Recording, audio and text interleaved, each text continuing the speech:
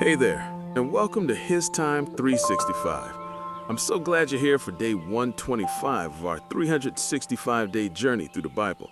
Today, we'll look at Ezra 1 through 4, and I'll walk you through what happens, what it means, and why it matters. I'll share a summary and some insights to help you see the big picture and connect with the heart of the Scripture. During your quiet time, I encourage you to read today's lesson in a Bible translation that speaks to you best. Now grab a quiet moment, take a deep breath, and let's spend a few minutes giving God His time. Rebuilding Hope, the story of Ezra's return. Have you ever felt lost, as if everything you knew was taken away? The book of Ezra opens with a story of hope and restoration, showing us how the people of Israel, after a long exile, found their way back home. Today, we dive into Ezra chapters 1 through 4, exploring how God stirred the hearts of His people to rebuild their lives and their temple. In the first chapter, we see King Cyrus of Persia, a ruler who didn't even worship the God of Israel, proclaiming a remarkable decree. He tells the exiled Israelites that they can return to Jerusalem and rebuild the temple. This wasn't just a personal decision, it was a divine inspiration. The Lord moved Cyrus to do this, fulfilling a prophecy spoken long before. The Israelites, after years of captivity, were given a glimmer of hope. "Let him go up to Jerusalem," Cyrus said, Ezra 1:3. And many responded. They packed their bags, gathered their families, and set off on a journey back to their homeland. Can you imagine the excitement? Families reunited with their heritage, and the dreams of rebuilding their lives began to blossom. Yet it wasn't just a physical journey, it was also a spiritual one. As they traveled, they carried with them the promise of God and their faith in His plan. Upon arriving in Jerusalem, they faced immense challenges. The city lay in ruins, the temple destroyed, and the people were few. But they didn't let fear or uncertainty stop them. They began to gather resources, and the leaders encouraged them to rise up and act. They offered free will offerings to fund the rebuilding.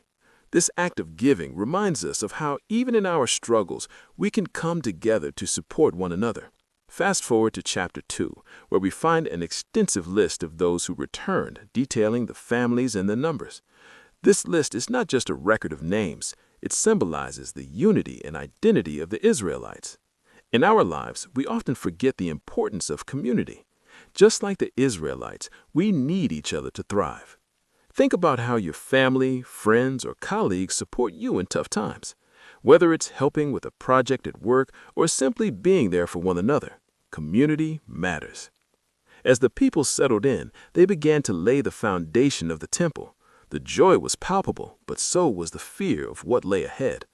Opposition came quickly in chapter 4 when the adversaries of Judah and Benjamin saw the rebuilding efforts. They were not pleased and attempted to discourage the Israelites.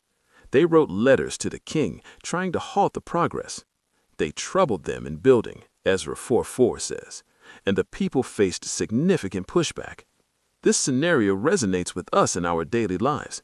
How often do we encounter obstacles, whether they are in our jobs, family dynamics, or personal goals? Maybe you've tried to make a positive change at work, only to meet resistance from colleagues. Or perhaps you face challenges in your mental health journey, feeling like you're climbing uphill against all odds. The key takeaway here is that opposition is often part of any significant endeavor, but it doesn't mean we should lose heart. Ezra 4 also highlights the importance of perseverance. Despite the challenges, the Israelites continued to push forward. They faced discouragement, but they didn't give up. In our own lives, we can draw strength from their example. Think about a time when you faced difficulties. Did you push through, or did you consider giving up? Maybe you were trying to save money for a family trip, but unexpected expenses kept popping up.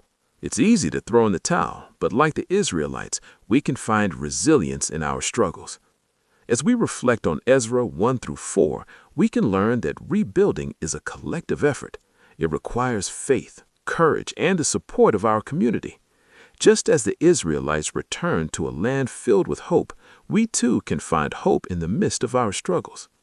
Every challenge presents an opportunity for growth, and every setback can lead to a comeback. Remember this, rebuilding is not just about structures, it's about our faith in community. How can we support one another in our personal rebuilding efforts?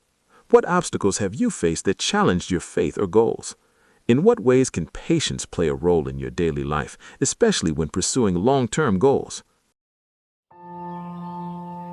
Thanks so much for joining me today for HisTime365.